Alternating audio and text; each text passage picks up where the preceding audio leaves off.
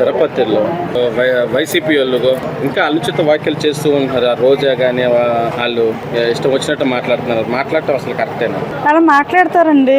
ఎందుకంటే వాళ్ళకి అసలు దేవాదాయ శాఖ ఏంటనేది తెలిస్తే, అసలు దాని మూలం ఏంటో తెలిస్తే, గోవు అంటే విలువ ఏంటో తెలిస్తే, గోవు మీద ఇంత అపవాదం వేస్తే తర్వాత ఎలా అవుతుందో తెలిస్తే మాట్లాడరు. అవన్నీ తెలియలేని వాళ్ళు కదా. గోవు చనిపోయిందని చెప్పుకోలేము నోటితోటి.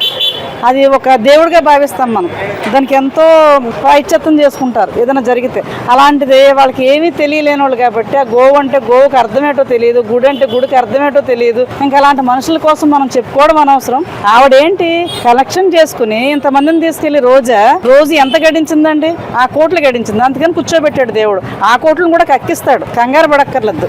ఆ కోట్లు ఎక్కడ పెట్టి ఎక్కడ దాసిందో అవి ఎలా బయటకు వస్తాయో స్వామికి తెలుసు. మా కళ్ళు మూసిన ఆయన కళ్ళు మూయలేదు. అది దానికి ప్రాయశ్చిత్తం చేసుకోవాలి. దాని అది అప్పచెప్పుద్ది, దాని దగ్గర తీసుకుంటాడు. అంతకంత స్వామి ప్రజలందరికీ న్యాయం చేస్తాడు. తిరుపతిలో గో గురించి కావాలని దుష్ప్రచారం అసలు ఏముందండి? అక్కడ ఏముంది? రమ్మన్నారు, రాకుండా రోడ్డు మీద పడుకోవడం ఏంటండి? వచ్చి చూపించాలిగా. చూపించి నీకేమన్నా రెండు కళ్ళు కనపడి నీకంతా అక్కడ అన్యాయం జరుగుతుంటే కనపడుతుంటే చూపించవచ్చు కదా. చూపించమని ఛాలెంజ్ చేస్తున్నారు కదా. ఛాలెంజ్ చేస్తే మళ్ళీ తప్పంట. ఛాలెంజ్ చేసేస్తున్నారు, తోళ్ళు కొట్టేస్తున్నారు. ఇంక ప్రతి మాటకి దాని ఒకటే పట్టుకున్నారండి. ఏమి అర్థం కావట్లేదు వాళ్ళకి.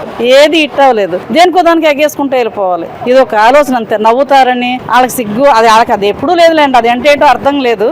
ఏదైనా వాళ్ళు అన్ని వాటికి తెగించున్నారండి. ఆ మనుషులే వేరు, ఆ క్యారెక్టరే వేరు.